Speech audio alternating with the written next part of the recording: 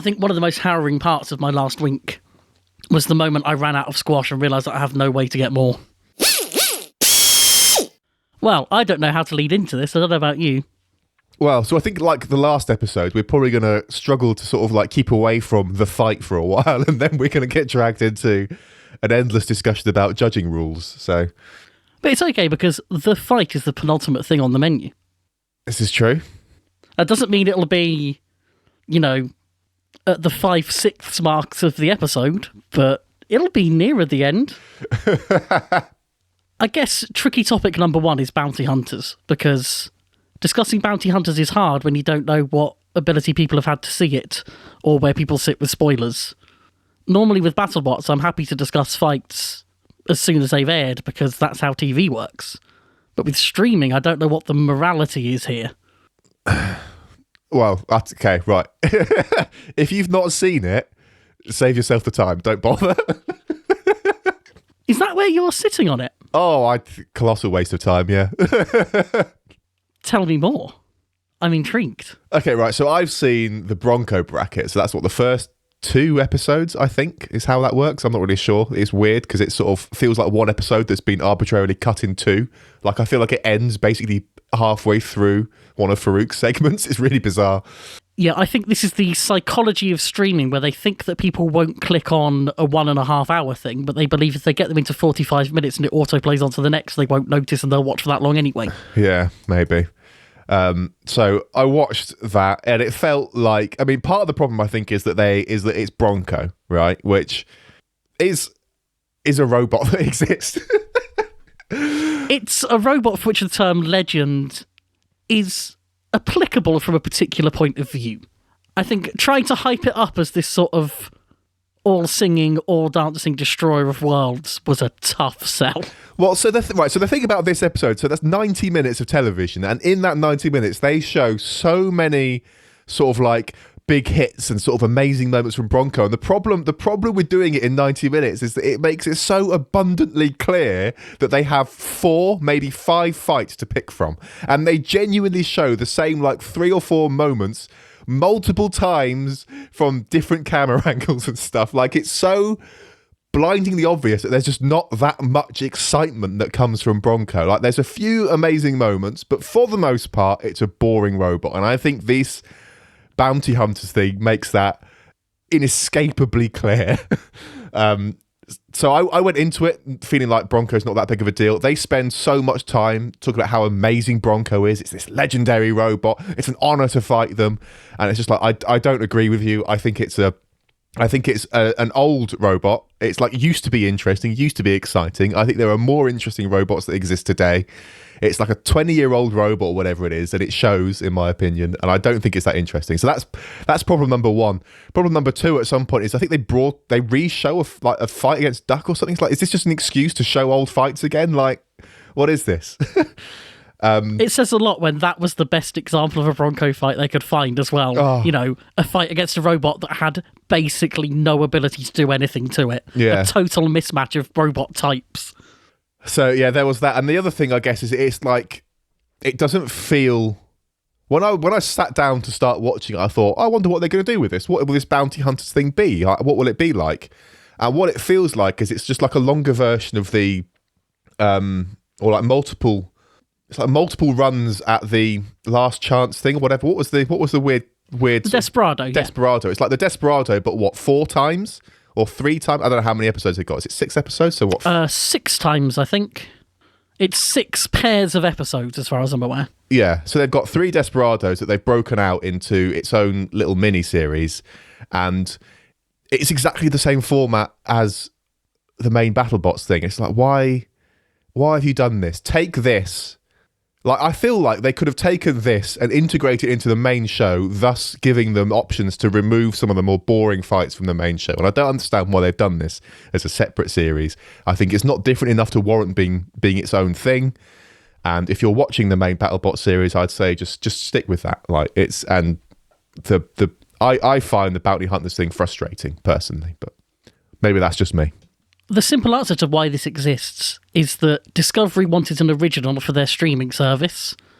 BattleBots was one of the very few things that was actually producing new content in 2020, and there was an opportunity while it was already in production to produce a little bit more for this.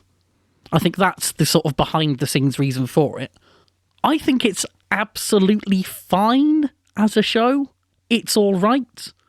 It's more BattleBots, and if we were in a position of having just the original show, or the original show and this, and I think having the original show and this is objectively better, because it's more. And I pretty much always want more. I agree with you on your point of, has this hurt the quality of the main show itself? I think that's an open question. We have had some fairly dud fights make air that normally wouldn't have.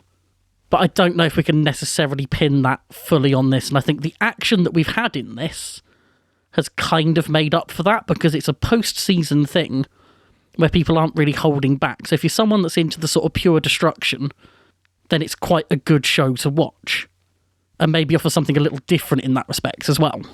Well, when you sort of say that more BattleBots is always good or something like that, and it's like, well, I don't agree, because I think that we've talked about this before, where I say that editing is really important. Having more content and editing it down into a tighter thing, I think, is better. And I think that they should have taken the content that they filmed for Bounty Hunters and just gone and put it in the main show to make the main show better.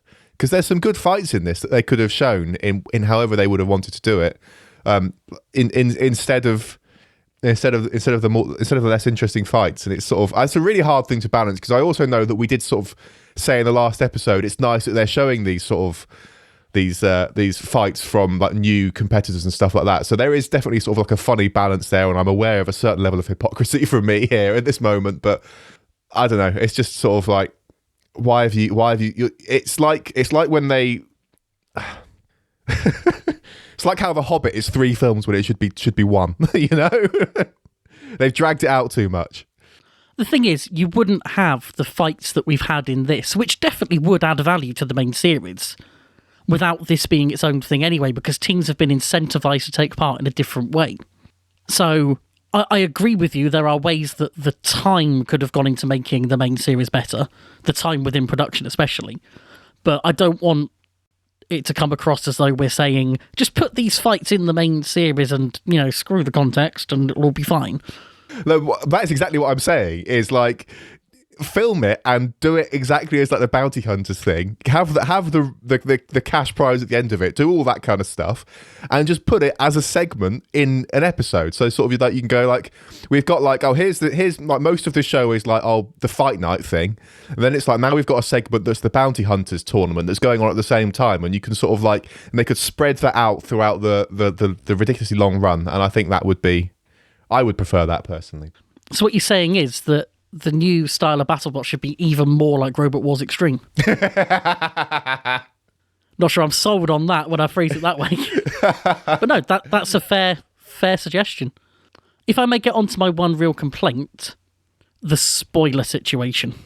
First of all, you won't have experienced this, but on Discovery Plus, the thumbnails are made by an idiot. And I am happy to say that. Sorry, if that person ever listens to this, you specifically are a moron who does not pay attention to context.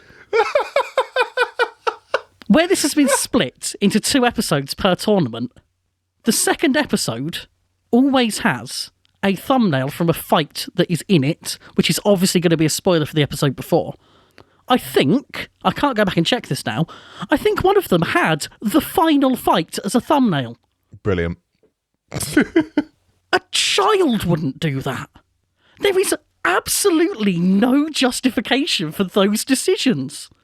Generic thumbnail of the sort of legend that is at the end of it. Generic thumbnail of a previous fight of theirs. These are all fair game. On the first episode, thumbnail from one of the first round fights that we already know. Fine. It is not difficult. So that's problem number 1. Problem number 2 is the more general spoilers that you can't help but start inferring from the show. Some have been very blatant, like they've literally spoken about teams having not won this season.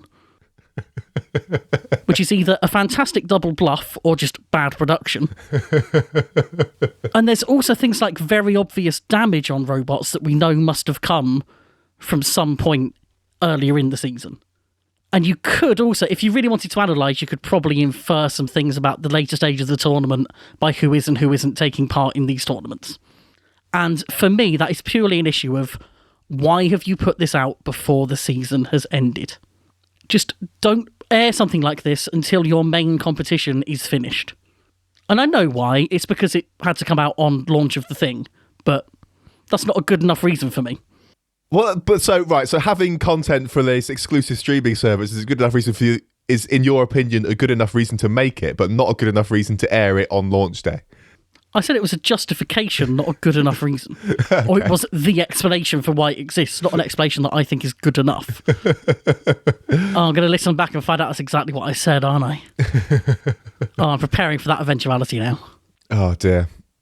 So that's one point. Second point I'd like to make about your second point, about the spoilers and stuff. As you've correctly surmised, the thumbnail thing, not an issue for me. I'm thumbnail blind, I just don't see thumbnails. and in terms of sort of like, damage on robots and stuff, like I did sort of spot it and then go, oh, they must have received damage in another fight, and that's where my train of thought ended. And so once again, I think that you are bitten by the fact that you analyze it and you think about it and you pay too much attention to it. And I don't know if you're sort of like taking part in like conversations online and stuff. I think this is where it really comes back to bite you, is this kind of stuff. See, this leads on to the conclusion that I've made with Bounty Hunters, which is that I now have to make a choice between watching it, knowing that I am someone who will pick up on these things and be unable to stop thinking about what they mean, and therefore enjoy Bounty Hunters at its fullest, but maybe have things from the main season spoiled. Or I can not watch Bounty Hunters, knowing that from just being around people I will pick up spoilers on that, but preserve my enjoyment of the main season.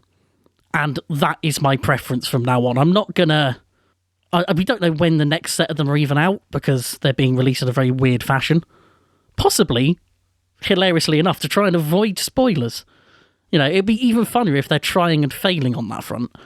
Yeah, I've made the decision that I will just not bother with it until the main season is done, knowing that the results of things will get spoiled for me, but it's not like the enjoyment of the fights goes, the enjoyment of the action goes when you know the result.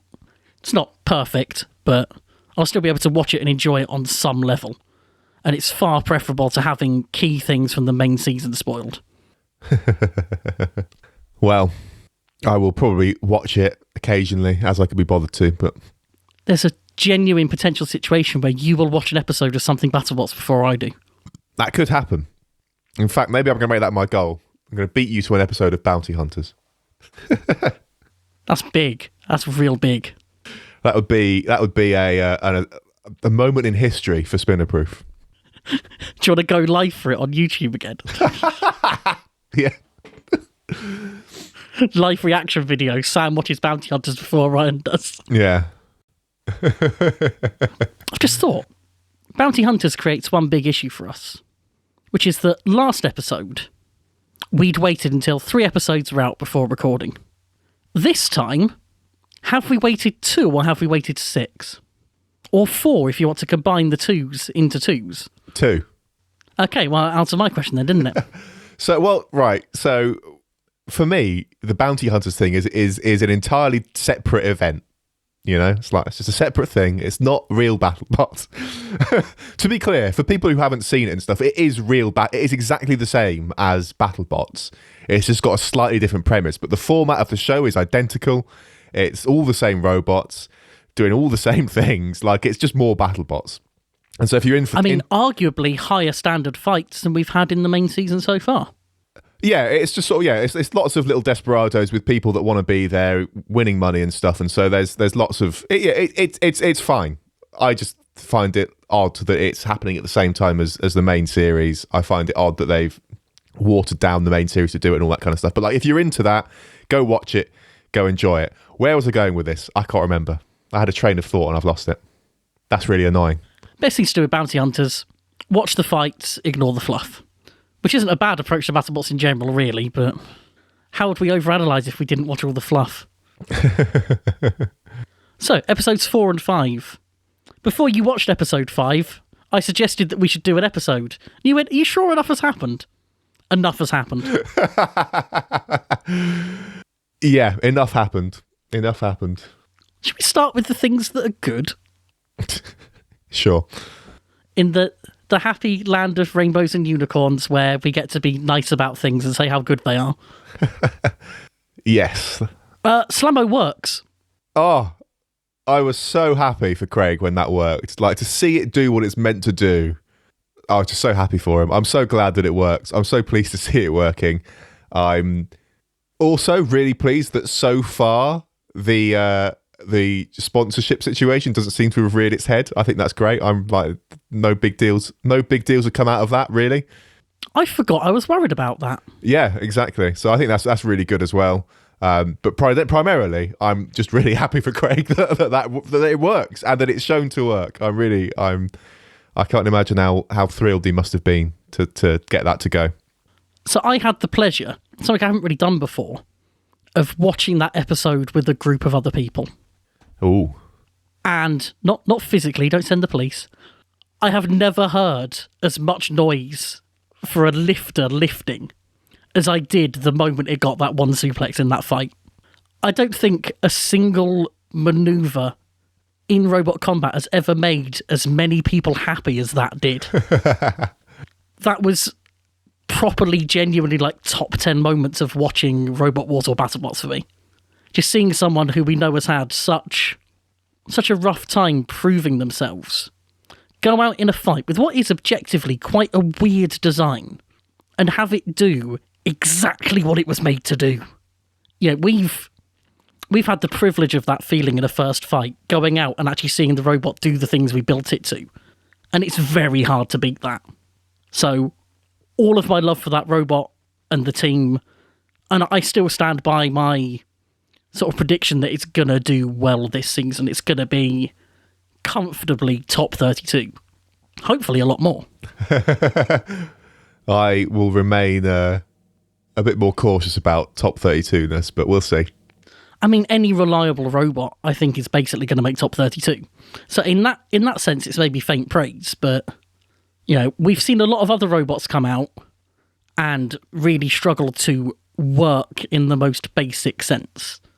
If we look at robots from this last couple of episodes, would we say that Aegis particularly worked? Would we say that Grabbot particularly worked? I mean... You know, lots of things are coming out having big teething trouble. Aegis did exactly what I thought it would do. I don't have anything nice to say, so I won't say anything. Going into the arena with a robot made of fiberglass or Kevlar and stuff, it was just like, what happened is exactly what's going to happen. That really made me laugh. I was so willing to give that armor strategy a chance. No. But I was also completely okay with being proven wrong in doing so. Yeah. Poor guys. It's so hard. Can you even repair it and stuff? I don't know. Anyway. So you were talking about something else. Robots not working. Yeah, in general, I think any robot that can come out and perform in its first fight is pretty much there. Especially if they then win that first fight. Maybe. I don't know. We'll see. I'm super pleased it worked. I want them to do well. I really don't know how far they're going to get though. Like, I think when they start facing tougher opponents, who knows what's going to happen. They're very well prepared for a lot of eventualities. That's the thing. You know, lots of different options front end wise. You know, different ways to sort of configure the robot, especially against verts in particular, which we all know is kind of the big issue. And also just in terms of the testing that has been done. Again, this could all come crumbling down, but I'm happy to stick my neck out and say, Slammo be good. Which at this point, I don't think is even really sticking your neck out, to be honest, because everyone's saying it, but... Well, I'm not. I'm saying Slammo be working, is as far as I'm willing to go at the moment. I won't try and change your mind. I will let Slammo do that for me.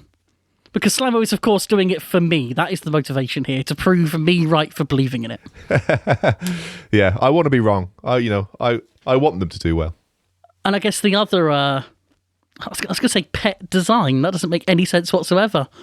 How would you introduce the next bit smoothly? You know how to podcast good. We're going to talk about Chomp.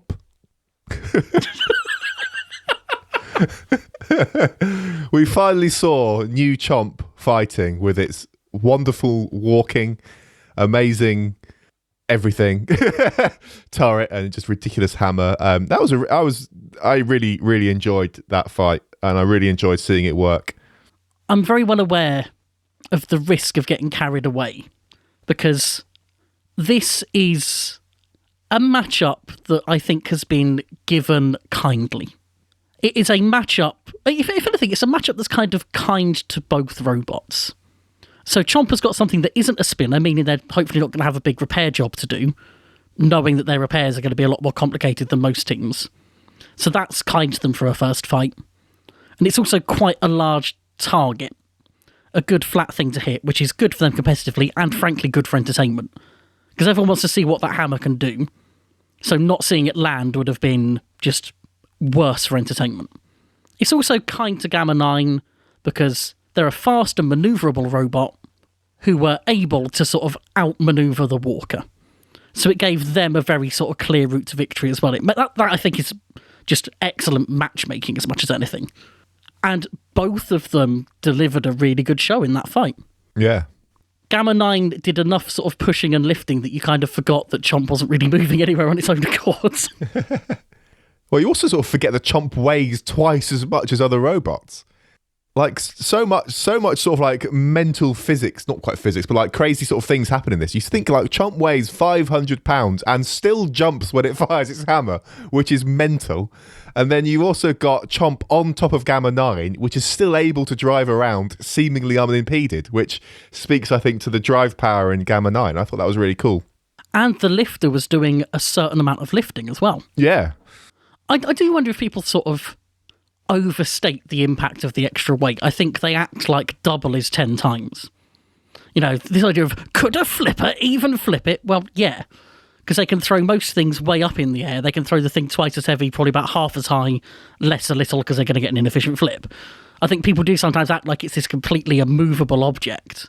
But certainly in the context of a lifter picking it up and driving with it, yeah, that's still damn impressive. It's the hammer causing it to jump that just blows my mind. And I know that it's obviously like, you know, if you can do it at a small scale, you can do it at a big scale as well. And it's sort of everything scales up and it all makes sense and stuff. It's still just crazy to see it. I do still think that the jumping is detracting from the ability of the hammer to actually do meaningful damage. It's a total no-win situation. You either have more power and jump more, or turn it down and jump less, probably for still roughly the same sort of impact. But it was kind of frustrating at times to see it lining up for a really good hammer swing and then jump its way out of delivering that swing. And I guess one of the things that's going to come with a Walker is I imagine it makes some of the solutions you might have on an ordinary hammer a little less viable in terms of things like magnets, where your walking motion doesn't give you sort of consistent floor contact. I don't know where I was going with this. I think that was just an unstructured thought. Do with it what you will. That's the driving force of Spinnerproof, is just unstructured thoughts. That would be an overly honest episode title right there. Oh dear. Chomp is a thing of beauty, isn't it? Like I love seeing it walk. I wish that I totally understand that they need that skirt of armor and stuff. That's fine, but I do wish we could sort of see more of the legs. And I'm glad that we can see as much of them as we can. But it'd be great to see more of them. One of the things that really jumps out to me visually is that actually the legs are so small. They're tiny. And completely effective as well. Granted, a lot of people are probably looking at it and going, oh no, it's so slow. I'm kind of looking at going, oh, that's actually quicker than I expected. Yeah, I think it's damn impressive. And I think that if you put longer legs on there, that would just make everything just needlessly harder. Like, it would be harder to armor them. They'd be harder to drive, I think.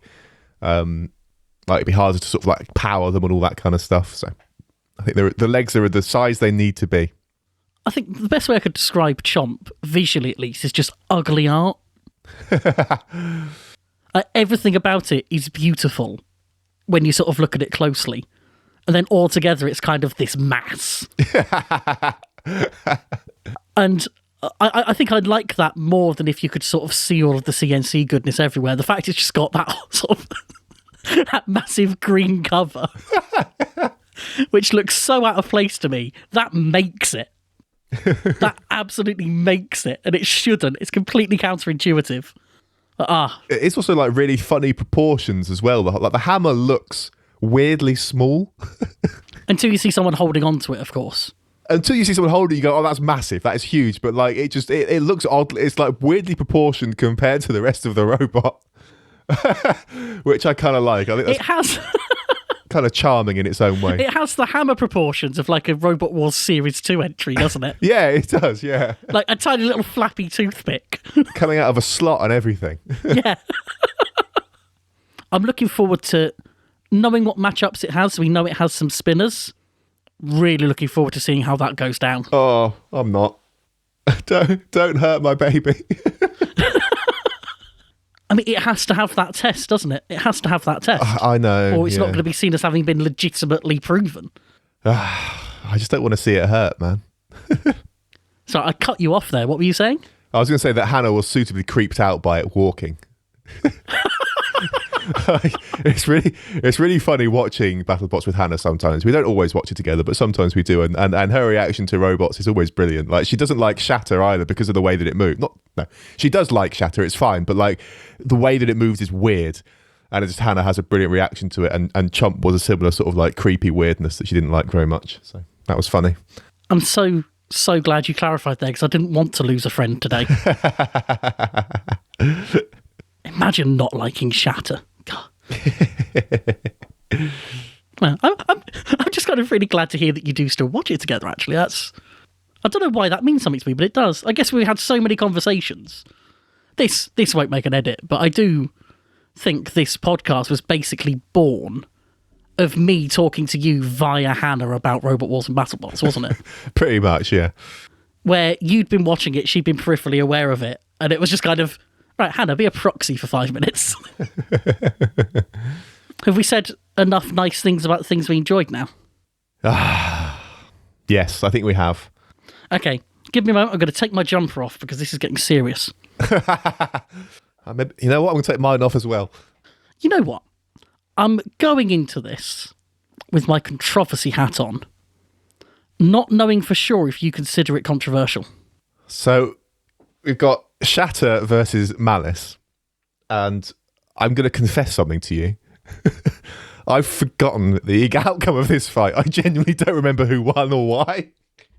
I mean, maybe that's helpful going into this conversation. What's your view on the fight and how it would go for you? It's coming back now, isn't it? So Malice did win because Shatter's weapon broke, and they won the judge's decision. Sorry, Shatter's hammerhead got broken off, is how I shall phrase that. And then Malice won. Obviously, we should address the fact right now that if Shatter had won this, then we wouldn't have considered it controversial at all because we like Shatter too much. We're clearly biased. That's the only reason we're discussing it, right? It's funny. So I think the reason we're discussing it is partly because we like Shatter, but also because, like, in the context of other fights and stuff, it's sort of this helps explain the actions of certain other roboteers, I think. Those who shall not be named for their crimes. Yes. Yes, it's all a very large picture building of how this season is shaking up, isn't it? Yeah. And that just makes me sadder about this result, because not only do I think Shatter should have won, it's really upsetting to see that this seems to have started setting wheels in motion for a lot of things down the line that just make me less excited for the season. Yeah, I'm worried we're going to see more fights like this. Well, not like this, but like those that have followed, which are almost sort of... Anti-competitive isn't quite the right term, and anti-BattleBots is a term that I just don't want to use. I think it makes me sound like a dickhead. So I'm hoping that between those things you can work out roughly what I mean, and maybe even put it into words for me. Fights that suck, basically. Yeah. I don't want fights that suck, or fights that get overshadowed by shouting. So, I am sad that Shatter did not win that fight. I am not surprised, and I don't disagree with the judges. Oh, this is a different direction to what I was expecting. Ha! to be clear, like this is a situation we've had this kind of situation before where like, I'd be happy with either of them to have won. Like I think it's a close fight. If Shatter had won, that would be absolutely fine. Malice won, also fine. I'm sad because I like Shatter. I really wanted them to win, and I think that they, deserve it. But I also think that it's not like a completely unreasonable decision. I think the reason that this stands out is like it's in the context of the rest of the competition that you go, I would have thought they'd be more likely to win that. But yeah. I think for me, I'm in a similar place in that I understand the decision. As with so many fights, I think you could give it either way. But at the same time, I believe very strongly that by my interpretation of the rules, which may or may not be correct, who says there even is a correct at this point, by my interpretation, I score it fairly strongly in Shatter's favour. And while it's not a surprise to see it go the other way, if I were a betting man in the moment that I saw that fight happening, I would have been happily lumping on Shatter. See, I was when it got to the end of it, I was like, I'm pretty sure that Malice is going to win. I would have put the money on Malice. So. How much of that was because of the foreshadowing from the commentary? I don't know. Hard to say. I didn't really think about it at the time, so I don't know that this can be an entirely honest answer to that. But like, I just think it's one of those things that like just from the way that BattleBots has always gone, and just the in terms of the robot that looked more in control and all that kind of stuff, I just would have put my money on Malice just because it's like, well, they did the big obvious sort of thing. They ripped. I know that there's sort of like the semantics of who ripped which weapon off and all that kind of stuff. Like yes, the special theory of damage relativity. There's all that kind of nonsense. So I get all that, but like. I don't know. I think the thing that I really want to make sure people get from me is either robot could have won, and I'd be happy with it. Like I'd be fine. Yeah, that's fine. That's a perfectly reasonable decision. Like it's genuinely that close to me. I'm not at all surprised that Malice won. I would have been a bit surprised if Shatter won, just because that's just my expectations from the show, which is that the robot with the robot with the spinner is just more likely to win judges' decisions in my experience. Whether that's true or not, I don't know, but. That's my sort of interpretation of it all. Oh, don't mind. I'm just checking back through WhatsApp to see if you expressed any strong opinions on this. Oh, it didn't surprise you. Okay, I was hoping that I could call you out for being the inconsistent one for once, and you're not. How annoying. Black Dragon versus Kraken, for me, is the quintessential coin toss. That and Snappy versus Gear Down are my kind of points of reference for a fight where I'm completely fine with it going either way. And what I think this season is teaching me is that there's a very wide range either side of those kind of ideal mid-ground fights where things could still go either way. And I think it's an uncomfortably large area.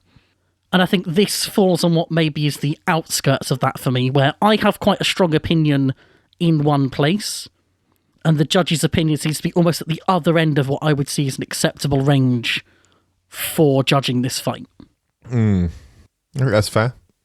I think that the best thing I can do is go through how I would score this. I don't know if you've got a sort of rough idea of how you'd score it. I realise I'm putting you on the spot by asking you to suddenly score a fight. I don't know that I can give you sort of like numbers for scoring stuff, but I would imagine it's I'd probably sort of like split it all fairly evenly. I'd probably end up. It's hard to say. Sort of like how do you judge damage and stuff. Damage is such a complex one here. Yeah, I think Shatter is more damaged. I understand that the mechanics of their weapon still work, but without the actual axe head bit of it, it does nothing. I think there are ways they could have used that weapon in the remainder of the fight to win more points, and that's another sort of like interesting thing, especially watching it especially watching it again. And I'm looking at it going, there are things you could have done, I think, to have improved your chances with the judges that they just didn't do. I think there's potential for them to lift with it, which would be interesting to see. Yeah, exactly. I think that's a big part of it. So obviously, like the mechanics of their weapon still work, but like without the axe head, it doesn't do anything. It's just not doing any damage at all to Malice there. And then Malice, obviously, their weapon breaks as well. And again, I think mechanically, their weapon is well. I'm sort of stretching the definition mechanically, I guess here, but there's nothing fundamentally broken in it. I think the belt broke.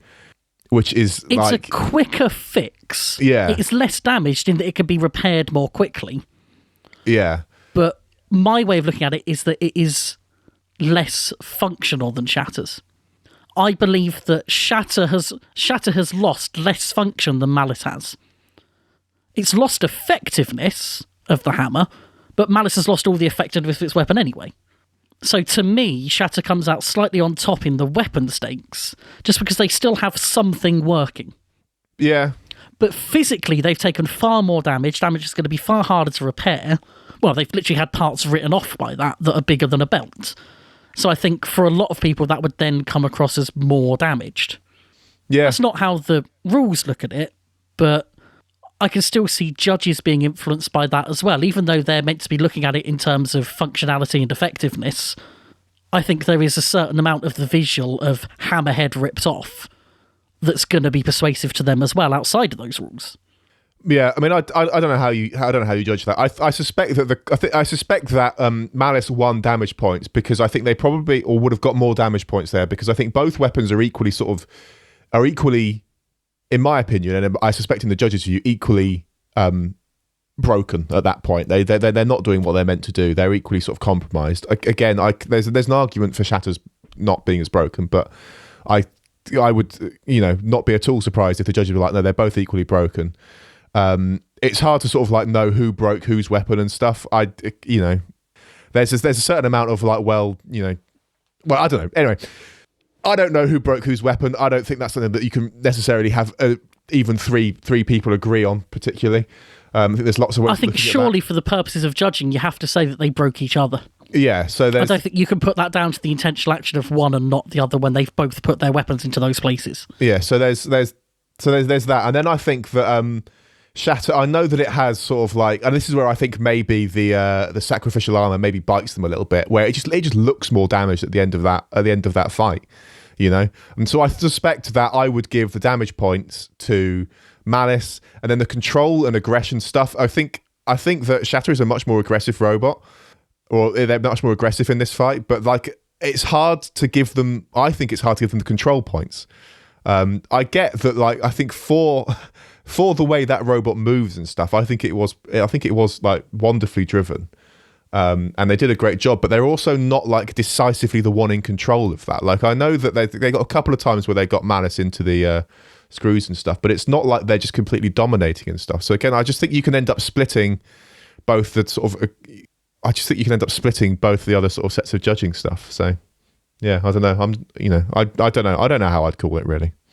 I feel really bad that I'm here with a comprehensive set of notes on exactly how I would score this now after putting you on the spot to go through it. Oh no, but go on. I'm not letting these notes go to waste. So let's go for it. Do it. Damage, I think we're quite close together. I see it as a 3 and 2 to somebody. I think there's a viewpoint where you say both weapons are essentially dead. Therefore, on that front, it's a tie, and then the cosmetic damage to the front breaks that tie in Malice's favour. So you might give it 3 and 2 to Malice. I'd go 3 and 2 to Shatter, just because for me, Shatter has lost less function. And by my interpretation of the rules, that is the thing that matters most. Oh, Shatter also smoked at some point as well. That seems self-inflicted from them overusing the weapon, so I wasn't sure whether to count that, because that's not due to the intentional action of the opponent, unless you count sitting there to be hit as an intentional action. Which, Who knows? Maybe that's a high-level strategy. So on that one, I've erred towards Shatter. I can see why you'd go the other way, but for me, that felt like the best fit. On aggression, both of them are aggressive. Both are trying to push. Malice is doing a better job of that because of its design, but the effectiveness of your aggression isn't part of the aggression scoring. So for me, they're tied on that front in terms of who is trying to push the other. Early on, they're basically tied on weapon usage before the weapons are broken. So again, for me, I think the fact that Shatter is still using what it has breaks the tie in Shatter's favour. It's by a small amount, but it's quite a clear distinction to me. And then control is where it gets horrible. Judging control in this fight is an absolute mess. I think that Shatter scores well in terms of creating opportunities to use what's left of its weapon. It's always staying faced up, and it's using that as much as it can. I think, although to be fair, it only does that by virtue of having the weapon for longer, but that's the situation there is, so I think you have to score based on that. It scores better on its use of hazards. It scores better on its avoidance of hazards as well. But then there's this whole thing in the sort of control criteria. I'll read this word for word. Control may also count when two bots are in a shoving match, if one bot is able to have more influence on the combined movement of the bots. So in that respect, Malice does seem to win out. It seems like it's winning out more based on its design than what it's doing, that's the thing. And even then, I think that Malice is influencing their combined movements through its evasive actions. You know, Shatter seems to allow Malice to push them near the screws and then use some sideways movement to move out of that last minute. So they're kind of allowing Malice to dictate the pace until the right time to escape. You always end up in this situation where it's like Malice is the rear wheels of a car and Shatter is the front, but they're not working with each other, they're working against each other. Malice doesn't have the ability to push... Shatter doesn't have the ability to push back necessarily, but it can steer at that wrong moment and completely alter the course of what's happening. And through doing that, and through a bit of their own pushing power, which is better than I expected, especially once they get that belt out from underneath them, the magnet setup they're using does seem to give them some ability to push. With that, if anything, they get Malice into the hazards more than Malice gets them into them, which feels to me like a pretty key component of the control scoring in this fight. So for me, Shatter has to take control as well. Barely, but I think it has to take it. And I can see that being really unpopular because they're more defensive actions, but that is a huge part of control. Yeah, I don't know. I just want to sort of like wind back. You sort of say that like Malice isn't being pushed around or is doing a good push around. You say it's more about its design than anything else or something? Oh, as in Shatter has limited traction as a trade-off for the omnidirectional drive. But like, and so what, you think that shouldn't factor into the way the judges judge these robots? I don't understand what point you're making there. I think that's a real grey area that I don't know what to do with. If you have a robot that is just better at pushing the other, does that mean they should automatically score with control points? Are you judging the robot or are you judging the driver? Because if you're judging the driver, then is pushing with a robot that's good at pushing worth as much as pushing with a different robot? And this is tight enough for that to start mattering. I think you're judging with a mixture of the two there, and I think that the strengths and weaknesses of the robot have to factor into that. If you've got a robot that's better at pushing, then obviously it's going to win more control points, I think. Like, you know, unless you're in a situation where you've got one robot that's clearly like designed for pushing and then utterly fails to push, it's sort of like, I think that is a weakness of Shatter, is that it hasn't got much traction, isn't very good at pushing around, and I think it hurts them in this fight. But they find other ways of influencing the combined movement of both of them. By using that sideways movement, they kind of compensate for it in a way. But I don't know whether that gets looked at as much as the general who is the one doing the pushing part. I think that Shatter is like wonderfully driven in this fight. I'm not like trying to take anything away from this. I think that they did a fantastic job with the robot they have. But I also just think that there's no denying that they were less effective at pushing around, I think. Like, I see what you're saying as well about sort of like, you know, the last minute sort of steer away and all that kind of stuff. Like, yeah, that is all valid as well. It's harder to sort of say, is that an intentional thing rather than you know, some other sort of chance thing going on or what? I don't know what's going on there, but like, it's sort of, Shatter doesn't look in control in this fight. That's the thing. If you just sort of just take a step back and like, you know, like I'm not watching this thinking about the intricacies of the way the rules are written and the exact wording and stuff, but if you just watch the fight without that in your head, I just don't think that Shatter looks in control of the fight. And I think that's going to affect the way the judges judge.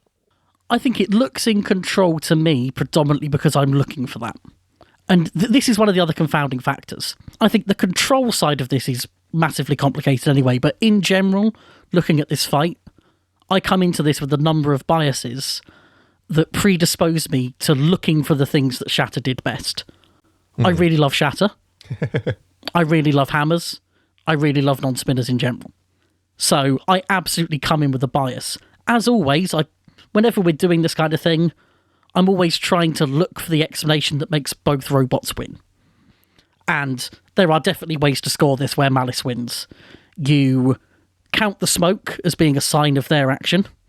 You class the whole weapon as incapacitated, making that kind of even. Those, I think, are really the key things. I think you don't class the swinging of the hammer stump as aggression with a weapon.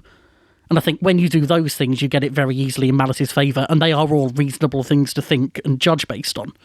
So that's why I think it can go either way. Yeah. I was going somewhere with this and I can't remember where. But yeah, sort of with my bias acknowledged, I come out of this as a 7-4 win for Shatter, which is pretty clear.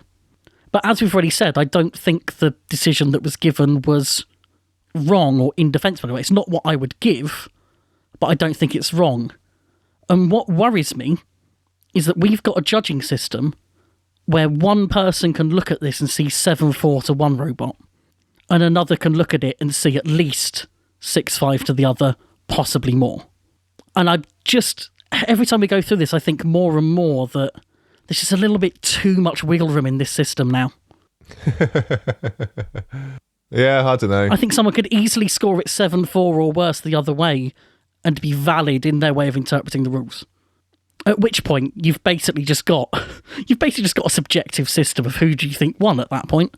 Yeah, I don't know, man. I don't know.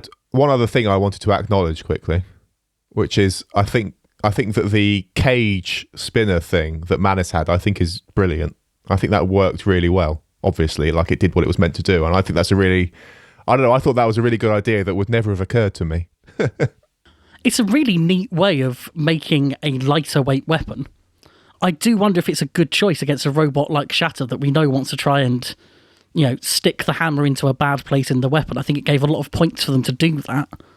And I do wonder if something with a smooth top doesn't take the damage that it does and wins this fight more easily. But they've had to make a trade-off for weight for top armor, and this is a really good way of doing it. I was thinking it's brilliant more in terms of the way that it removed the hammerhead. Like, if they'd done that without losing their belt, that would have been just amazing. That would have been like such a sort of a clever way to do that. That's what I'm getting at. Yeah, I don't know if I'd put that down to a sort of intentional anti-Shatter design, which I feel like this probably wasn't. But yeah, certainly it's a fascinating consequence of the design, if nothing else. Possibly far more than that. And in general, it's worth saying again that I've been super impressed with Malice. It's great to be seeing a different take on what a horizontal spinner looks like. Yeah, imagine having a horizontal drum. God. I also feel like I should take this opportunity to publicly apologise for the most clickbaity thing I've ever done in parodying their pie chart for that thumbnail, which I felt really bad doing because I'd been working on that video since July, and it absolutely was the conversation going on around their sort of cost breakdown that made me think, you know what, I should finish that. Yeah. And I wasn't going to do that as a thumbnail, but I started doing it as a laugh. And it was so incredibly funny to me that I couldn't not use it. Just seeing what silly things I could put on there. Yeah, I thought it was really good. I think a lot of people got enjoyment out of that thumbnail as well. So, good job. Yeah, rest of the video, but the thumbnail, 10 out of 10. I thought it was a good video. You did really well. Yeah, I'm actually happy with it, which is a rarity for me. But anyway, let's not get too bogged down in us, because there's still more to get through here.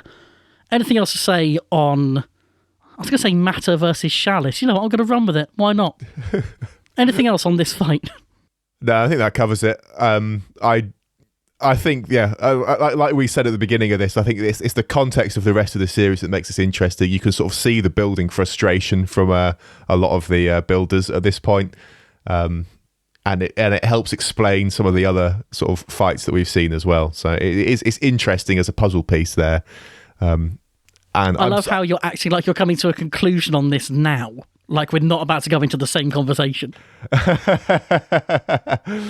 And I'm sad that Shatter lost. But there we go. It was still wonderful to see it go, and wonderful to see the weapon go as much as it did. Like, sort of think how amazing it would have been to see it go like that with the axe head on it. Well then. Well then. You can find the show notes for this episode. Hydra huge. Hydra huge. Lot of feelings. Lot of thoughts. This fight reminds me of, I don't know if you had this experience as well, but when I was playing Ultimate Frisbee and competing in that, you had really interesting situations where you go to a competition that has a wide range of people there. You got like some teams that are there for a laugh, a lot of people there that are sort of there for fun, but they want to do well. And then you've got a handful of teams that are there who are only there to win, and they will do whatever it takes for them to win. And the teams that I hated playing the most were the teams that were only there to win. And the thing that I found most frustrating is that they would do stuff that is technically allowed, but makes the game less fun and less interesting for everyone else. And you can't call them out on it in an easy way. And because they're there to win and they don't care about all the spirit stuff that goes along with Ultimate Frisbee, where, you'd lots of like, often you'd have a little chat with the other team afterwards and sort of give spirit scores and all that kind of stuff to sort of try and keep it fun and stuff. And if you go into it deciding that you don't care about that, then that has absolutely no impact on balancing out the we're here to win thing. And so I remember there playing against those teams, and it was just always just so tedious and irritating and boring. And this fight reminded me a lot of that. I think there's the similar thing happening with BattleBots in that you've got that same range of teams, some there for fun, most are there for fun and winning, and you've got a handful that are there only to win, and they're willing to burn bridges to do it. I cannot describe how happy I am that you've just brought Ultimate up, because I was planning to do exactly the same. And I think we need to give a little more context for people who don't know what Ultimate is. Okay. So it's one of the best sports in the world, obviously, yep. And one that everyone should take seriously because it's super competitive. The key thing with Ultimate is that it is a sport without referees, mostly. Americans have ruined that. But for the most part, it's a sport without referees where you are not just trusted, but expected to referee yourself, referee your teammates. So if there is a call for a foul on the pitch, you guys work it out. And it's predicated on the idea that you're not going to be a dick about it. And 99% of the time, that works. I can only think of 2 matches I've ever had across dozens of tournaments where there's ever been a problem with people, what you feel is sort of willfully bending, stretching the rules. Yeah. And I think, well, first of all, I think most people are attracted to that because, to the sport, because that's something that works. And I think it attracts those kinds of people. But I think it also creates those kind of people. And I think, in part, I can say this strongly for myself, and I suspect the same is probably true for you. Ultimate has had some kind of influence on our approach to competing. Is that fair to say for you? Yeah, I definitely place a much higher sort of weight on like sportsmanship and stuff like that than I would have done before, I think. So when we're going into a tournament, yes, we might have sort of goals competitively, but we're there for a laugh, and I think we have a general perspective on what we're doing. And as a result, you expect the same level of sportsmanship from the people around you. You don't expect everyone to be like us, hanging around after BoggleBots to get smashed up more because it's fun. But you do go into any competition assuming that people are going to have... I'm about to get harsher than I want to here. A base level of respect for what the tournament is trying to achieve. And I think that is the... What's the word I'm looking for? That's the conflict here. People feeling that what has happened doesn't match with the goals of most competitors or the goals of the people running the competition. Is that a fairish assessment? Yeah, I think so. I mean, this is sort of like the other thing this all reminds me of is like the roots of Spinnerproof, like, the origins of our stuff is legitimate sporting competition versus a TV show. And this is that kind of thing where I think most competitors and most of us view it as a TV show. And we go, this is a TV show, and within that TV show there's a competition, but at some point that competition gives way to making an entertaining show. And I think most of the competitors get that and treat it like that. And then I think that Team Oyachi with Hydra don't. They're willing to go, we're treating this as a sport, as a legitimate sporting competition. We're here to win. And they are willing to do whatever it takes to get there. And I think that's fair. I mean, that is the conflict. That is, I think, the sort of the crux of what's going on here is that difference of perspective on it, I think. There's been a lot of shouting on various different topics. I find myself disagreeing with most of the shouting, but agreeing with some of it. There are things that I think people are complaining about that, to me, aren't crossing any lines. And there are things that, if anything, I feel not enough people are shouting about that do quite severely cross some lines. So, for example, the attachment, not a problem. If anything, that is a damn good attachment. That is really well put together and has worked beautifully. What's more, it's something that they have planned and fabricated before the tournament for this exact situation. And you have to respect that level of preparation. Yeah, I think the attachment is very clever. I think to come up with an attachment like they, Team Huge sort of said no attachment has ever worked. I think it's, I believe them when they say that, and I think to come up with an attachment that does work and could very easily have gone very wrong for Hydra as well, I think is good. And I think the attachment and the execution of using it, I think are both really good, and I have no problems particularly with either of them. The driving as well was fantastic in this fight. Maybe not the best thing to bring up in an interview about what people think you did wrong. Maybe lost some credit for that more than anything, but exceptionally well driven. That is not going to be an easy thing to adapt to using. And he really hasn't put a foot wrong driving it. That is impressive. Well, so it's funny to think about driving and stuff. So, like, in terms of when he was moving the robot, I think that the precision with which he moved it and stuff, I think is astonishing. Like, I think that's incredibly well driven to not have something catch at all. Really, like there was that one nick that happened that Hughes got, but that was it. And I think that, that attachment could so easily have gone a bit wrong. If Huge had caught it anywhere, it would have ripped it off. It could have done all kinds of stuff to Hydra. Like, it could have gone very wrong. And I think it took a great deal of skill to make it work as perfectly as it did. But I also think that the tactics involved of fencing it into a corner also come under driving. And it's like, well, that goes from a high level of skill to just a very low skill attack that's incredibly dull. And I guess we can I don't know if we'll circle back to that at some point or not, but like that I think was bad driving. I think that was like low effort. We can go to that now. So in terms of things I'm okay with, things I'm not okay with, I'm on the fence about the whole pinning / corralling situation because it's cheap. It is incredibly cheap. It's boring, it's anti-competitive. And the intent behind it was so transparent. It was very much, we think we've earned enough points, let's completely nullify the rest of this fight. No one wants to see that, no one wants to be in that fight. But it's not against the rules. No. But so, before the fight, Jake said that he was going to do it for 3 minutes, and I believe him. I think if he got them in the corner at the beginning of the fight, he would have held them there for the rest of the fight, no matter when it was. I think he would happily have got out of that fight without having taken damage. I think that was the whole goal, was like, we don't care if we win or lose, we just need to not have the robot be destroyed. And I think if he could have pinned them for 3 minutes, he would have pinned them for 3 minutes. I think there was a very clear sense of, let's score, first of all, first engagement, does this thing work? It does, great. Maybe we can score some points and then completely shut this fight out. But maybe I'm getting too deep into someone's head here. Yeah, I don't know. Like I said, I fully believe that he would have just held them for 3 minutes if he could have done. As for sort of corralling and holding him in the corner, it's interesting, like, did he do anything wrong with that? And it's sort of like, this is not a wild step beyond what we've seen from Team Waiachi before. Obviously with, is it Warrior Dragon, where they sat where Chomp would be self-righting? Yes. I think it's the same kind of tactic where they're putting themselves in a position where the other robot can't move effectively.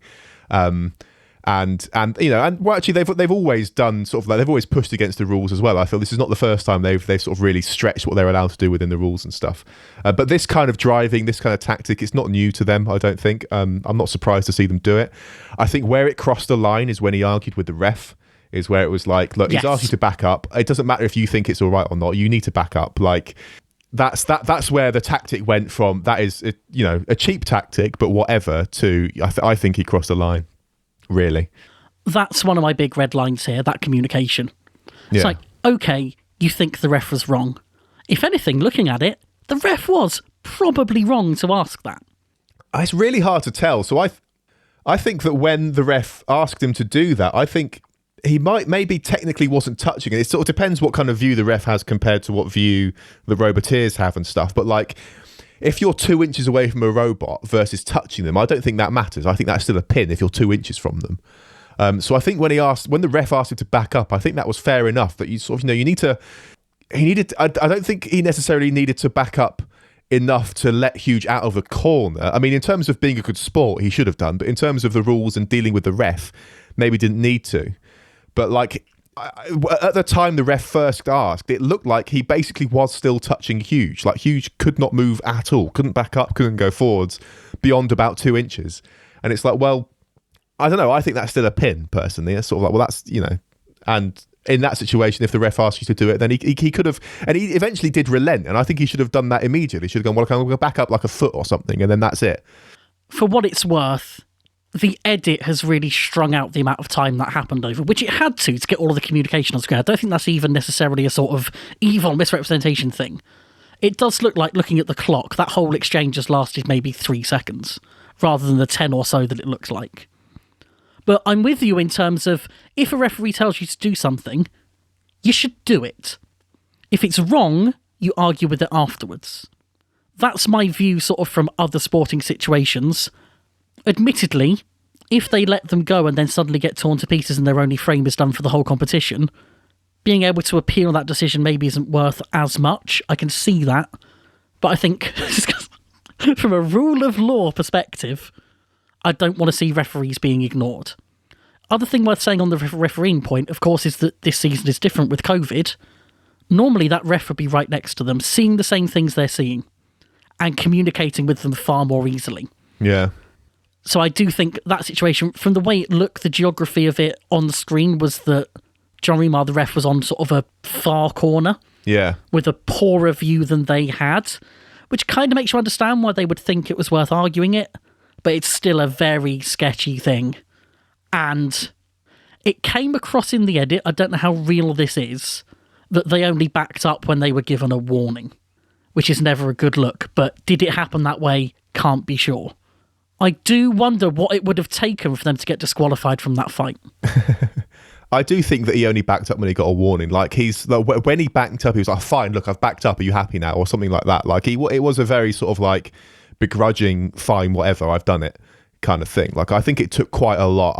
Maybe it was only like 5 seconds or something of interaction, but it sort of took a bit of convincing for him to do it, I think. Yeah, that was a bad situation. It is unfortunate the rules didn't cover this kind of situation. I think in general, rules are written by people who, if they were competing, would be acting in good faith. I think it's often quite hard for people who write rules to account for this kind of situation. I feel like we're probably going to get a rule clarification on it for next time in terms of what you're allowed to do in terms of pinning. I'm not sure how I feel about that, because honestly, what they've done is exploit a weakness of their opponent. And if we start making rules about exploiting weaknesses of your opponent, it's like, that's largely what you're trying to do. I think there is a way to clarify rules about pinning without it being like, you can't pin Huge kind of stuff. Like, I don't know what the rule would be. I think, maybe in a bit we'll have a think about the rule changes we'd make to address these kinds of situations, both in terms of, active weapons and pinning and all that kind of stuff. But like, I think there are rule adjustments or rule clarifications and refinements and stuff that could be made around what is and is not a pin and all that kind of stuff. I think there's room for doing that. Certainly, as a fan, you hate to see literally all of that, both the pinning and the arguing side of it. Not at all what you want on TV. Yeah, the whole fight was kind of disappointing in lots of ways. I'm trying to sort of think of a positive that's come out of this, and maybe if the rules get clarified, that is the positive. But it was just a disappointing fight. It was a bit dull to watch. It's disappointing to see, the arguing and all that kind of stuff. I think that, I don't know. It's just sort of like, just a bit of a disappointing fight. Something that I've seen said a lot, and I initially disagreed with this quite strongly, but the more I think about it, the more amenable I am to this point of view, is that actually, is the fight being boring the fault of production? Was this a bad choice of matchup for entertainment. Especially given that apparently the team showed this attachment to production beforehand, said, this is going to be our strategy, it's going to suck to watch. This isn't going to be fun viewing. From a production point of view, I would, if I were in charge of doing it, I would still put them together because my expectation would be that the attachment wouldn't work. I think that the fact that it worked is unusual and surprising, and it's not what I'd give the sort of higher probability outcome to, if that makes sense. So I suspect that from production's point of view, they put it together hoping that it wouldn't work and kind of expecting it to not work. That was their gamble, and production lost that bet. In terms of it being boring, being production's fault in hindsight as well, there's sort of like, I was surprised that they aired all 3 minutes of this fight. I actually went back and timed the air time of it, and it's 3 minutes and 15 seconds for the whole fight, which really surprised me. I was expecting them to have cut about a minute of it out, but they didn't. As if they would pass up on this opportunity for everyone to get angry. Yeah, that's the other thing, Never let a good crisis go to waste, This is... Again, they seem to be doubling down on all of this, and here we are feeding into that. Well, it's interesting, doubling down on all this, because it's sort of this is, I think, this particular controversy, this particular event is the kind of stuff that I think could lose them viewers, because I think it sort of undermines a lot of what people sign up for with BattleBots, which is this is going to be exciting, damaging fights. And again, this is one that I watched with Hannah, and she says the same thing, this compared to Robot Wars, she prefers BattleBots because that the fights are going to be visual spectacles and they're going to have lots more damage done than you see in Robot Wars and stuff. And so that's kind of the promise of the program. And then if they're sort of willing to sort of go with this kind of controversy in a way that sort of undermines the sort of the soul, the core of what BattleBots is, I think that's the problem. But it's also interesting trying to figure out whose decision it is, because Discovery and BattleBots are sort of different entities, and given the response on Twitter from the BattleBots Twitter and stuff, it's is that their decision to have all this controversy? I don't know. I think it's advantageous to them to position themselves publicly as pissed off by this. Yeah, that's true. And I think it's a very easy conversation to start for engagement of, let's change the rules. Where lots of people are going, yeah, fuck those guys, and then everyone else is going, no, you'll definitely ruin everything because you'll definitely make the rule exactly how I think you will, and it will be terrible. That's the standard of discourse, obviously. We are the only people talking about this well. Everyone else, no, can't be listening to them. We are your only source of opinions on BattleBots. I hope that we're not your only source of opinions on BattleBots. What people have lost in the spectacle of that fight, they've gained in someone to dislike. And I think most people, whether they know it or not, will take that trade. Even I found myself sat there thinking, God, I want to see this get damaged next fight. And I've been totally behind Hydra. I'm not now. Because I can't even... I can explain why, I just don't like the explanation. Which is that I fundamentally believe that teams should be willing to take damage in the name of entertainment. Which is a very hard position to actually defend, really. But I think that because we do it. We do it with our robot that costs a couple of hundred, not multiple tens of thousands, and that's definitely the same. This is the really tricky position of it being a televised thing, because I feel like BattleBots in the US and a lot of the world is sort of the most prestigious competition. It's sort of would you allow me to describe it as the World Cup of BattleBot of robot combat stuff? Is that a fair analogy? Do you think? No, I wouldn't, but they would. So, well, but you know what I mean? It's all currently the most prestigious and accessible competition in the sport. And I think the problem that you have is that if you want to sort of treat this as I want to be competitive, I want to win, and I want to win sort of the best award there is. That's the BattleBots trophy. But you're struggling with the fact that it's televised, and I agree. I think there is a obligation to entertain tied in with that, and I think that is a conflict of interest that's really hard to resolve. It's one that won't be resolved because it's always going to be this way. For this to be able to exist, it needs to have TV money behind it. Simple as. Yeah, we're stuck with this. All we can do is hope that it doesn't get worse, which implies that it's bad, and it's very obviously not. What was the other thing you said? You said about having someone to sort of dislike and stuff. And I feel like this is the wrong kind of villain. Like, I think Ray Billings as a villain works in a lot of ways. You know, it's kind of like good-hearted villain, whereas this is much more. I don't know. I just think this is the wrong kind of villain to have in the thing. I think they shouldn't play this up. They shouldn't sort of go for it and stuff. I think it's. I feel like the team are happy to be positioned as villains in the same way that Ray always has been, and as is so often the case, most people will tell you that the individuals involved behind the scenes are really nice people. But I think the difference we've got here is that this isn't about being a nice person in the pits. This is about being a nice person in a fight. And Ray standing there laughing is not Ray being evil. It's not him trying to actively bugger up what the other person is trying to do. It's part of his way of entertaining. Whereas in this case, you've got villains who don't seem to care about the competition in the same way the people around them do. And that is very different. I'm a bit concerned that maybe some of what we've recently said might come across as a personal attack on Jake, and I don't think either of us intend it in that way. I've got no problems with the guy at all, like, whatever. And I think if you look at it from that point of view from a, like, we're treating this as a competition, I don't think he's done anything wrong. I think he's perfectly valid in that tactic. I think he's valid in challenging the ref as well. Like, I know that generally speaking, it's not really done in sports, and I find that's one of the things that I find frustrating in sports when I've played it, is not being able to challenge the ref. And I get why that's generally the thing, because at some point you just got to have someone that makes a decision, and that's the decision, and it's final. But there are situations, and I think this is one of them, where the competitor had a much better view on what was going on than the ref did. And so I think it's unfortunate that that particular interaction was televised in the way that it was and stuff. I think it doesn't paint him in a particularly good light. But I also think that, again, challenging the ref in a situation where you've got that advantage and you don't necessarily want to be sort of backing up in a way that would give huge chance to completely wreck their machine and stuff. I think that's valid. And I think that the fact that it didn't result in a disqualification meant, I think probably the ref did take a few seconds to sort of like try and get a better view, a better vantage.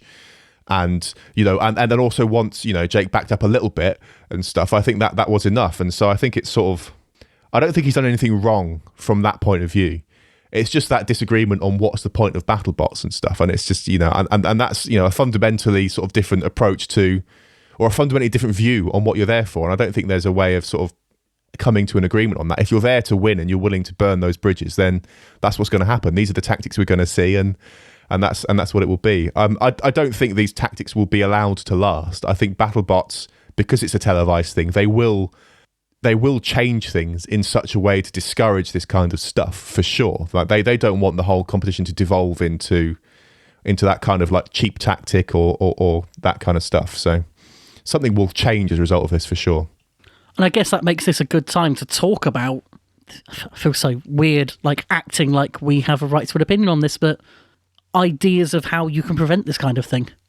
And the first thing I'd like to say, based mostly on what you've just said about the whole referee situation, is that I think a lot of this could be avoided with a timeout to check up on what's going on and clarify what needs to happen.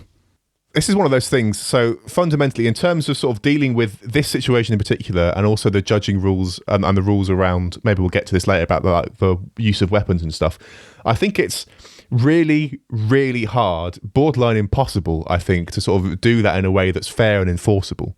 Like, timing out a fight is really tricky. Like, how do you restart that? What happens if the ref calls timeout, one team hears it and the other one hears it a bit later, and in that disparity some major damage happens? How do you reconcile that? I don't know. It's really hard. I think there's a certain amount of sort of like timing can be crucial in these fights, and so I think there's definitely sort of like weird edge cases with that kind of stuff as well. I mean, the honest answer is you hope that doesn't happen. Yeah, I think that's enough of an edge case that you say, we will attempt to call a timeout. We will do everything we can to ensure that is abundantly clear to competitors, you know, audio and visual cues in the way that should be there anyway for everything. I think there is real value in that situation, because let's face it, you cannot write a robust set of rules that account for every situation like this. This has always been a possibility, it just hasn't come up. And the best way to deal with the unexpected in terms of rules is to give yourselves time to work out the best course of action. And if there's one thing you don't have in a situation like this, it is time. Again, that whole exchange over the pinning seems to have lasted about 3 seconds. If you want the most robust sort of resolution possible, then you need to find a way to give yourself more time. And that would be the way to do it. I don't know if it's a great idea, but I think certainly in terms of that specific goal, that seems like the obvious route to it. Rather than trying to legislate against everything in rules and are probably ending up breaking 5 more things that happen more often, just create a system where a human can get involved and resolve it. Yeah, I think that seems reasonable enough. It's sort of... Okay, I'm sort of thinking of like the weird edge cases and stuff of like, how do you deal with, batteries, and do you have to disable the robots, and how long can a timeout be, and all that kind of stuff. It's like how close to the edge of 3 minutes are, like, if you stop a fight for a minute, does that mean that one of the robots can then no longer finish the fight without running out of some kind of consumable? I don't know. These practicalities are all dealt with in the case of unsticks. I don't know how they're dealt with, but there must be a sort of model in place of what you do with that kind of problem. Yeah. What other things were you thinking of? Well, I was just sort of thinking broadly of like, because the other sort of like big thing in this fight is obviously that Hydra didn't use their weapon at all, which is the same as we had with Beta. And that's the other big thing that people are calling about and calling for rule changes around is sort of like, should you have to use a weapon in a fight and all that kind of stuff. So that was the other sort of like area of interest. What's your yes-no on that broad question? Well, again, it's just sort of like it's unenforceable, I think, in many ways. But I don't think that robots should be required to use their weapon, really. But I think there are things you can do to discourage competitors from not using it more than they currently do. So like one thought I had with it is that, so you've got at the beginning of the fight, right, or before the fight, sorry, you've got the sort of activation bit where the robot sort of like drives around a little bit. And I get the impression that's more for the drivers to just sort of quickly just check that things are working, just like a brief systems check. I don't know how much the judges pay attention to that or not. But like obviously some competitors just do a twitch test. They just twitch the drive, twitch the weapon, and that's enough for them. Some drivers will sort of do like a little like lap around their half of the arena and test the weapon and sort of really show movement. I wonder if one of the changes would be to require drivers to do that, to require drivers to demonstrate that they have complete drive, that it can move around completely normally and all that kind of stuff, and demonstrate that the weapon is active and working and functional, all that kind of stuff. Demonstrate that before in the activation thing, and the judges pay attention to that and make a note. And then if it goes to a judge's decision and the robot has not used their weapon and it's not damaged, then at that point you can say, well, it definitely worked when you came in and you've therefore willfully not used it. And maybe it's in the case of a judge's decision that factors in. Did they use the weapon? No. Let's penalise the in points at that point. I think if you just do a broad, you must use the weapon, I think you get obvious situations like the weapon broke really early on. What can you do about that? And I think that if you like do a straight knockout without using the weapon, I think that's fair game as well. I don't think you should be required to use Oh, absolutely. I don't think you should. And this is why I say that you shouldn't be required to use the weapon, because it's like, well, there are valid tactics that don't involve using it, and you want to encourage them to use it like in as many ways as you can. I think because it's a televised show, they can lean on the if you don't use it, we won't invite you back angle. That's definitely a sort of like behind the scenes way of encouraging people to use their weapons. And I think you've got the if you let this go to a judge's decision and you haven't used your weapon, then you're going to almost certainly not win. I think is also a good, or a potential anyway, way of encouraging weapon use. But I think it's in other seasons. I think the threat of if you don't use it, we won't air your fight is also quite powerful for people with sponsors. Yeah, that's true. Yeah, I think that BattleBots has lots of ways to encourage people to use weapons, but I think none of them are kind of hard and fast enforceable rules that can be written in. I think most of their carrots and sticks are kind of behind the scenes type things, with the exception of some alterations to the judging criteria, maybe. I think we're in very similar places with this. First of all, hard agree on what you were saying about a knockout. If you score a knockout without using your weapon, fair play, well done. And I think where this comes in is if a fight goes to the judges. I was initially thinking along the same lines as you in terms of making them show that the weapon works. I think that becomes slightly problematic in a couple of... Well, there's one very severe edge case, which is double jeopardy. Yeah, that's true. If you make them fire their one and only shot before the fight, then maybe that's not going to work so well.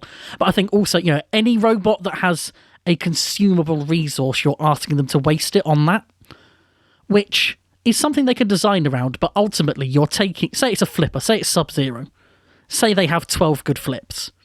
If you make them do one in the test, then you're taking a flip out of your fight that could be entertaining. Yep. And I think as long as that's clearly communicated ahead of time, that's absolutely fair. This is the thing. It's sort of like if the builders know you're going to be required to show one activation of your weapon before the fight, then they can build for that. And if they don't build for that, that's on them. That's sort of part of the system of it. And as for double jeopardy, I think that you could just change the rules to not allow projectile weapons, and I think you wouldn't lose much, to be honest. I know that's harsh. I know that's like a bit of a mean thing to say, but I honestly think that the Spore would not lose anything if BattleBots decided no projectile weapons. It's like it's an interesting novelty, but I don't think it brings enough to warrant sort of like dealing with that edge case. I think it's all like the way to deal with that edge case is like, well, you just can't compete with that robot anymore. Sorry. I mean, the good news is I think we can have robust rules and double jeopardy.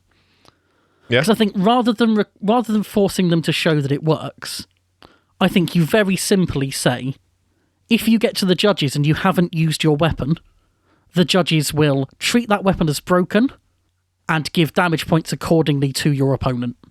Yeah. Which is arbitrary, and it is not really what the damage sort of category is there for, but I think that is the easiest way of not even incentivizing really, forcing people to use a weapon in a fight if they have one. Also what we currently have in terms of aggression is great. You can't have all the aggression points without using your weapon. Yeah, fair play. Everyone knows how to get around that. You use your weapon. And if you have a weapon that you can't use in a given fight, well, then yeah, that is something that should count against you. If you have, it either means that you haven't done the correct things with your driving to create an opportunity, or you haven't done the right things in the design of your weapon to make it versatile enough to use against every kind of opponent, which, going into a competition like this, it should be. You can't build a robot that only works against certain kinds of robots and expect to be rewarded for that. Yeah, I think that works as well. The main reason I'm against this idea of forcing you to test the weapon, so I'm fairly certain that in the big rumble at BuggleBots, if we hadn't tested the weapon beforehand, it would have worked longer in the fight. Yeah, that exact thought occurred to me as well. But again, I think that's fair enough. If that's the way, that's a fault in our weapon, Oh, absolutely, yeah. But I would still have liked to have seen that swing happen against an opponent rather than before the fight. Sort of if we're talking about maximising entertainment here, then, again, in my hypothetical Sub-Zero that has 12 flips, we tell them, hey, Sub-Zero, next time, you're going to need to show us an extra flip. They go, right, fine, we'll change the size of our tank so we have a 13th flip. I'm sat there as an audience member going, damn, I wish I could see that 13th flip. I just think that's such the wrong, I was going to say it's the wrong way to look at this, but it's probably not the wrong way to look at it. I just think it's such a minor point. I think it's perfectly reasonable to say to the roboteers, to the builders, be like, you need to demonstrate complete functionality of your robot.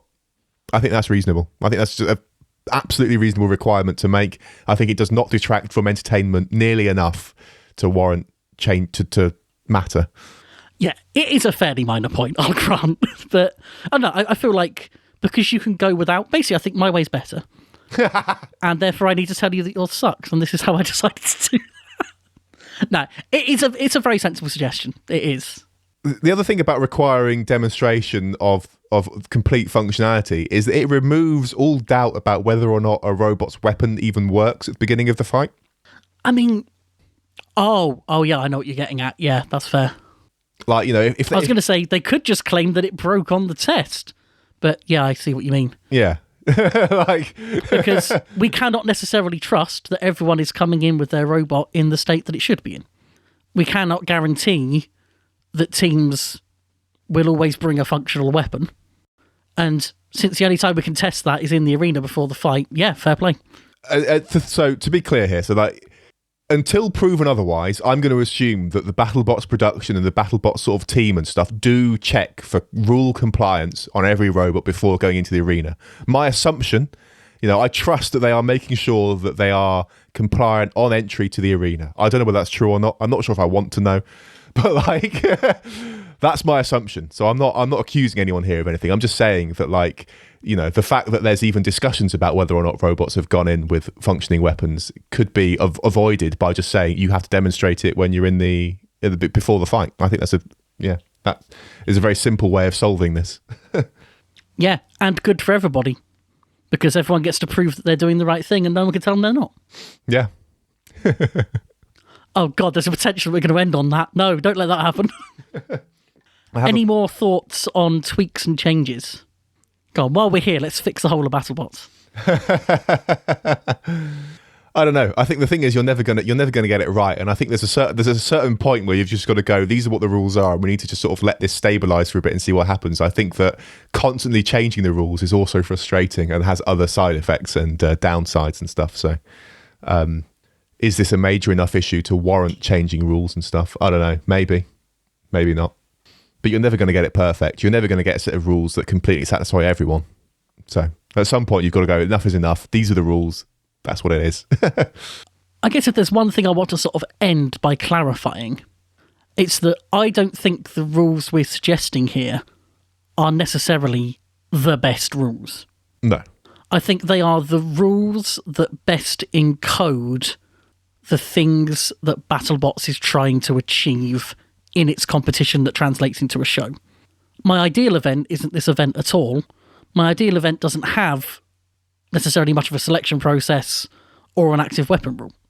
My ideal event is basically SXS, to be honest. Bring your robots and fight them, limited bullshit kind of thing. Yeah. But in terms of trying to achieve the goals of BattleBots, it's very clear that the current setup they have isn't effective.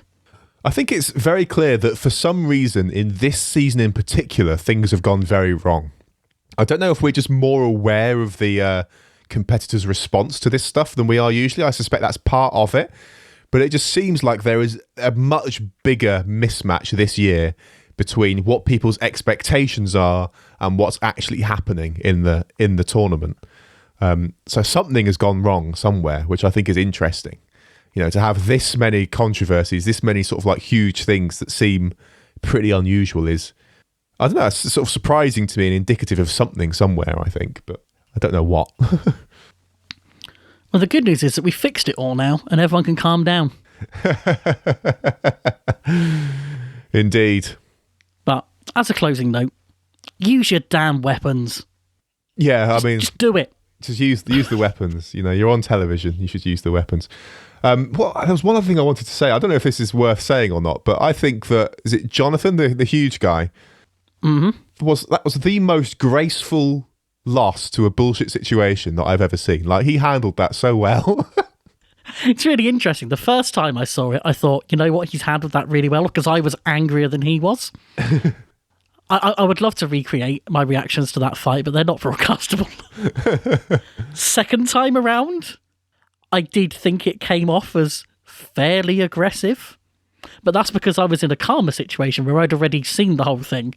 So, in the context of what he had to do in that moment, he did very well. I'm genuinely just amazed at that. Like, if I were in his situation, I don't even want to think about it.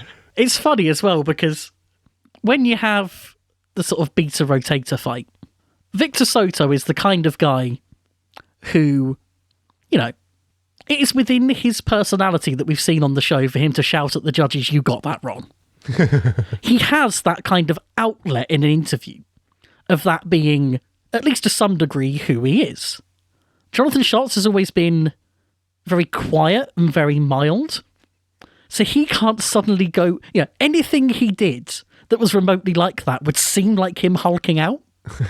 So he's got to stay exactly as level as he always is and still put across how unhappy he is. And he did that very well. Yeah. Yeah, I like being interviewed. I find interviews after fights quite fun. Might have passed that one up, I think. Being interviewed after a fight is the worst thing for me. I didn't enjoy that at all. But you were so talkative.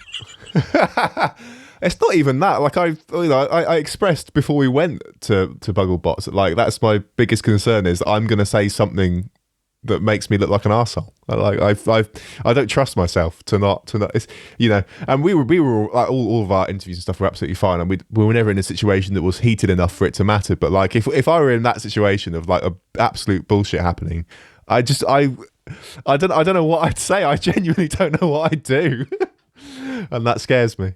To be honest, I don't think there's potential for a situation to mean enough to us to react like that anyway. Although, you know what, it does say a lot that Huge has come in as the novelty and is now in a situation where they can be legitimately pissed off by an opponent taking them too seriously. That's quite the journey, isn't it? I don't know. It's just it's the we're gonna go in circles here. So let's either stop or move on. It's worth saying. For the longest time now, Huge has seen other people making attachments for them and just gone, we're Huge, we'll deal with it. Probably can't do that anymore. No. Huge is going to have to start looking at ways to adapt Huge to these situations. And I'm very excited to see what comes from that. Yeah. It did occur to me, knowing that it couldn't happen, how amazing would it have been if they'd got into Thwackbot mode for that fight. Because they do have a Thwackbot mode. It doesn't have an active weapon, so it wouldn't pass muster. But imagine building that and suddenly in comes Hammer Huge. That's the kind of curveball you need to be able to deliver. Wow, so just sort of like thinking of little details in that fight. When Huge tried to sort of use their leg things to hook under it and maybe let that get them into the get them close enough to do something, I thought that was brilliant as well. Like they did some amazing driving in that fight. It only seemed to work while Hydra was driving forwards to get the lift. Yeah. So Hydra just stopped driving forwards. There have been lots of interesting ideas about wheel designs that would have helped in this. Ideas for either trying to climb over or for trying to sort of gain some reach back, if that makes sense, which is probably their only way of doing things. I did wonder as well if longer tails would help them in this situation to try and sort of drive up something. Because obviously they're reliant on the torque reaction of the tails pressing into the ground behind. And there's something instinctively that tells me the longer they are, the more ability they would have to climb something. I can't explain why that is. It just makes sense to me. It's funny. I would have thought shorter ones would help them in this situation, but... I might have to make a diagram. I'll make you a diagram. Not now, but soon. Well... We haven't got anything planned for after this, have we? This was the last bit. You had Kraken versus Witch Doctor if you want to go on it. But we had Kraken versus... Oh, yeah! We've been going for nearly 2 hours now. Can I really quickly do Kraken versus Witch Doctor? Yes, please introduce it. Kraken versus Witch Doctor was bloody brilliant. Kraken deserved to win. It's everything I've wanted to see from Kraken. They completely deserved it on the back of the Black Dragon fight. And I think they are one of the only robots that I would genuinely rather see get fed a series of 3 4-wheel drive vertical spinners. I hope they get another one and get to do exactly the same. Thank you for coming to my TED Talk. Do the outro. You can find the show notes for this episode at spinnerproof.com/episodes/86. And there you can find links to all the stuff we've been talking about today. You can also find a link to our Twitter at Spinnerproof, where you can tweet to us your favourite form of juggling.